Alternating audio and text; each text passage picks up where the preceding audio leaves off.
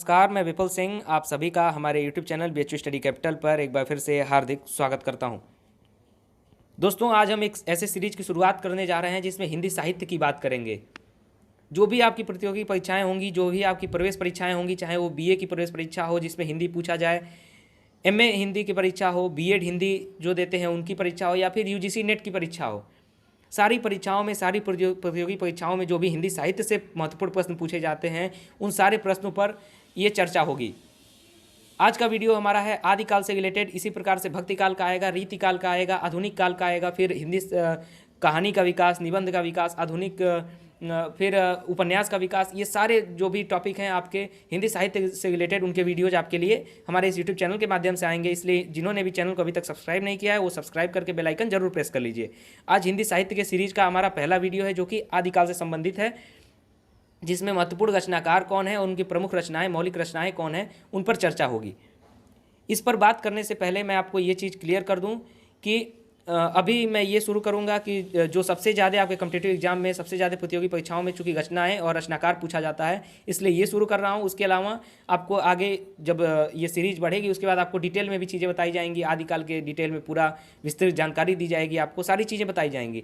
आपको comment box में बताइएगा कि आपको कौन से और वीडियो चाहिए हिंदी साहित्य से रिलेटेड, वो वीडियोज हम आपके लिए लाने का प्रयास करेंगे। ये वीडियो मैं शुरू करूं, ये जानकारी देना मैं आपको शुरू करूं कि प्रमुख रचनाकार कौन थे, उनकी प्रमुख रचनाएं, प्रमाणिक रचनाएं कौन थीं। उससे पहले छोटी सी बात बताता हूं। सबसे पहले आप देख सकते हैं, चाहे इतिहास लेखन में हो या फिर हिंदी साहित्य के इतिहास लेखन में हो, बहुत से मतभेद हैं, बहुत से अंतर्विरोध हैं लेखकों में, विद्वानों में। कुछ विद्वान किसी काल का समय कुछ बताते हैं, कुछ विद्वान किसी काल का समय कुछ और बताते हैं। इसी प्रकार कुछ विद्वान बताते हैं कि ये रचनाकार किसी और काल के थे, और कुछ विद्वान बताते हैं वही रचनाकाल किसी और काल के थे। उसके साथ साथ किसी रचना को बहुत से विद्वान, कुछ विद्वान बताएंगे कि ये रचना इस विद्वान की है, और दूसरे विद्वान बताएंगे कि ये रचना जो है किसी और रचनाकार की है। तो ये बहुत से अंतर्विरोध हैं हिंदी साहित्य इतिहास लेखन में। लेकिन मैं जो इस वीडियो के माध्यम से बताऊंगा ये बिल्कुल प्रमाणिक और मौलिक चीज़ आपको बताई जाएगी। बिल्कुल कोई ये नहीं कह सकता कि यही सही है, लेकिन हिंदी साहित्य इतिहास में जो प्रमाणिक है, जो प्रतियोगी परीक्षाओं में सही माना जाता है, जो मौलिक माना जाता है, वही चीज़ें मैं आपको बताऊंगा। कि जो भी रचनाकार और उनकी रचनाएं बताऊंगा जो सबसे ज़्यादा प्रमाणिक है, सबसे ज़्यादा मौलिक हो सकती हैं, सबसे ज़्यादा प्रोबेबिलिटी है कि ये चीज़ सही हो सकती है, और यही प्रतियोगी परीक्षाओं में जो आपका आंसर सेट किया जाता है वो सबसे सही सेट किया जाता है। तो उसी के हिसाब से आपको इस वीडियो में बताया जाएगा। इसलिए अभी तक मुझे नहीं लगता है कि YouTube के माध्यम से ऐसा कोई वीडियो आया जिसमें सारे प्रमुख रचनाकारों की बात किया जाए और उनकी प्रमुख रचनाएं बात की जाएं। हिंदी साहित्य का इतना बेहतर सीरीज मुझे नहीं लगता है अभी तक किसी चैनल ने लाया है। इसीलिए आप चैनल को सब्सक्राइब जरूर कर लीजिए हिंदी साहित्य के इतिहास को पढ़ने के लिए, सही से जानकारियाँ लेने के लिए। और इसीलिए आज मैं शुरुआत करता हूँ हिंदी रचनाएँ और रचनाकार का, आदिकाल का, फिर इसी प्रकार से अन्य जो ये सीरीज है वो चलती रहेगी। इसीलिए आइए देखते हैं। सबसे पहले आदिकाल का एक छोटा सा परिचय देख लीजिए, उसके बाद इस वीडियो को शुरू करते हैं। आदिकाल की शुरुआत मानी जाती है 1050 से 1375 विक्रम संवत। देखिए यहाँ पर भी मतभेद है। ये 1050 से 1375 विक्रम संवत जो बताया जा रहा है, ये पंडित आचार्य रामचंद्र शुक्ल ने बताया है। आचार्य रामचंद्र शुक्ल ने कहा कि आदिकाल 1050 से 1375 विक्रम संवत तक था। लेकिन बहुत से रचनाकार, बहुत से विद्वान बताते हैं कि 700 से ही था, 750 से था, 650 विक्रम संवत से था।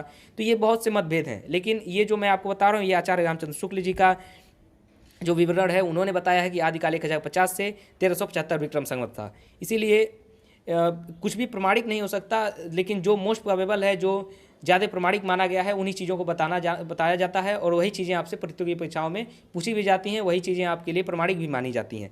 1050 से 1375 विक्रम संवत का मतलब हुआ 993 ईस्वी से 1318 ईस्वी।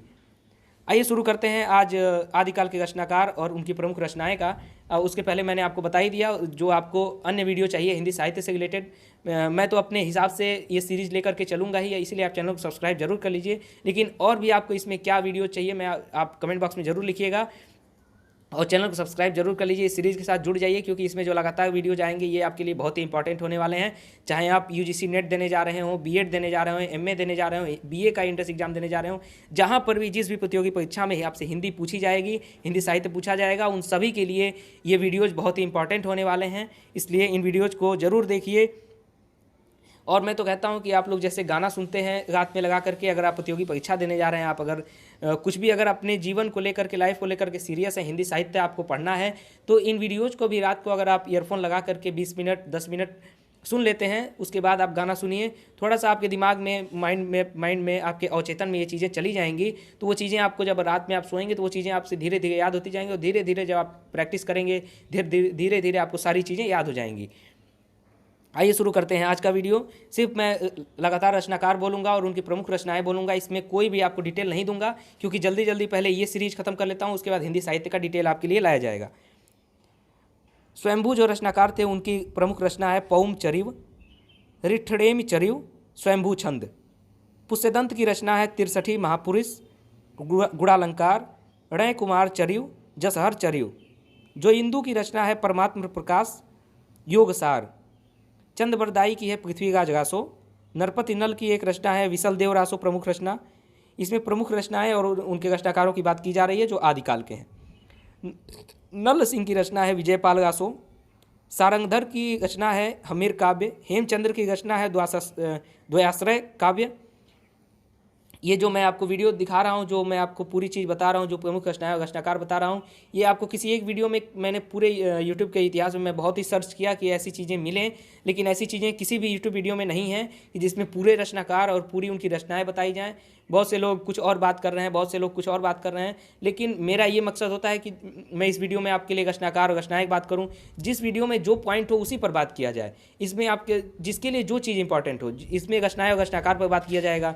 फिर कोई अन्य वीडियो आ जाएगा जिसमें आदिकाल से रिलेटेड पूरी जानकारी, विस्तृत जानकारी भी मैं आपको दे दूंगा। लेकिन पूरी चीज़ें पंचमेल खिचड़ी अगर बना दिया जाए तो वो चीज़ ठीक नहीं है कि उसी वीडियो में रचनाकार की भी बात की जाए, उसी वीडियो में उसका इतिहास भी बताया जाए आदिकाल का, तो वो सारी चीज़ें आपको कन्फ्यूज हो जाएंगी, क्योंकि इसमें आपको अभी रिसर्च नहीं कर रहे हैं आप। इसमें आपको सिर्फ प्रतियोगी परीक्षाओं के लिए इंपॉर्टेंट प्रश्न देखना है। तो आपके इंपॉर्टेंट प्रश्न तभी होंगे जब आप पॉइंट वाइज पढ़ेंगे चीज़ों को, उसी में सारी चीज़ें पंचमेल खिचड़ी बनाएंगे तो फिर आपको चीज़ें सही से याद नहीं हो पाएंगी। इसीलिए हमने ये जो मैटर तैयार किया है ताकि आपके सारे जो कवि हैं, जो भी रचनाकार हैं, हर एक काल के वो तैयार हो जाएँ। इस प्रकार से ये सीरीज बनाई गई है। हेमचंद्र का है द्वयाश्रय काव्य। सोमप्रभ सूरी का है कुमारपाल प्रतिबोध। मेरुतुंग का है प्रबंध चिंतामणि। लक्ष्मीधर का है प्राकृत पैंगलम। सबरपा का है चर्यापद। जिंदत सूरी का है उपदेश रसायन रास। अब्दुल रहमान का है संदेश रासक। शालिभद्र सूरी का है भरतेश्वर बाहुबली रास। जिन्हें एक बार में चीज़ें न ध्यान में आए वो दोबारा वीडियो को देखिए, 2-3 बार वीडियो को देखिए, नोट भी कर लीजिए अगर चाहें तो आप, तो सारी चीज़ें आपको अच्छे से याद हो जाएंगी। देवसेन का है नय चक्र। श्रवकाचार दर्शन सार, भाव संग्रह, आराधना सार, तत्वसार। आशुग का है जीव दया रास, चंदबाला रास। विजय सेन सूरी का है रेवंतगिरी रास। सुमतिगढ़ी नेमिनाथ रास।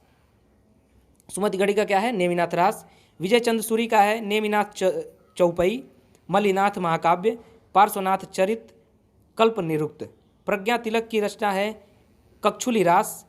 देल्हड़ की रचना क्या है? गय सुकुमाल रास। चंद्रमुनि की रचना क्या है? पुराण सार, महत्वपूर्ण रचना। योग चंद्रमुनि की प्रमुख रचना है योगसार। जिंदत सूरी की चाचरी और उपदेश रसायन। हरिभद्र सूरी की ललित विस्तरा, धुरताख्यान जसहर। जिन पद्म सूरी की है स्थूल भद्द फाग। राजशेखर सूरी की है नेमिनाथ फाग। दलपति विजय की रचना है खुमाड़ रासो। नरपति नाल की विसल देव रासो, शायद मैंने ऊपर भी लिख दिया था ये। जगनिक की रचना है प्रमुख रचना परमाल रासो। केदार भट्ट की प्रमुख रचना है जयचंद्र प्रकाश। मधुकर भट्ट की प्रमुख रचना है जय मयंक जस चंद्रिका। श्रीधर की रचना है रणमल गासो। विद्यापति की रचना प्रमुख रचनाएं हैं कीर्तिलता, कीर्ति पताका, पदावली, गंगा वाक्यावली। अमीर खुसरो की प्रमुख रचना है खलिकबारी, पहेलियाँ, मुकरियाँ दो सुखने और गज़ल। ये मैंने जो अभी आपको रचनाएं बताई, इतना जल्दी आपके लिए वीडियो ख़त्म करने का प्रयास इसलिए किया गया क्योंकि आपको कम समय में सारी चीज़ें, ज़्यादा जानकारियाँ आपको दे दी जाएँ। अगर आपको एक बार में वीडियो नहीं चीज़ें याद हुई तो आप दोबारा देखिए, 2-3 बार इन वीडियोज़ को देखा कीजिए और हो सके तो बीच बीच में रोक करके और इन्हें नोट करते रहिए इन पॉइंट्स को, क्योंकि ये आपके प्रतियोगी परीक्षाओं के लिए बहुत ही इंपॉर्टेंट है। इसीलिए जो हमारी सीरीज आई है इसके लिए, इसे देखने के लिए, चूँकि BHU स्टडी कैपिटल जो है वो आपको सारे विश्वविद्यालयों की सारी जानकारियाँ भी देता रहता है समय पर, इसलिए भी चैनल को सब्सक्राइब कर लीजिए। और इस सीरीज़ को देखने के लिए हिंदी साहित्य का इतिहास जो चल रहा है उसमें प्रतियोगी परीक्षाओं के लिए जो भी महत्वपूर्ण टॉपिक होने वाला है वो पूरे टॉपिक का विषय इस सीरीज़ में कवर किया जाएगा। इसलिए चैनल को सब्सक्राइब करके बेल आइकन जरूर प्रेस कर लीजिए। मिलते हैं अगले वीडियो में। अब बात करेंगे भक्तिकाल पर, भक्तिकाल में भी जो अलग अलग डिपार्टमेंट बटे हुए हैं कि कैसे निर्गुण काव्य, निर्गुण धारा थी, सगुण धारा के कवि, सारी चीज़ों पर बात किया जाएगा। तब तक मिलते हैं अगले वीडियो में, तब तक अपना ख्याल रखिए। बहुत बहुत धन्यवाद।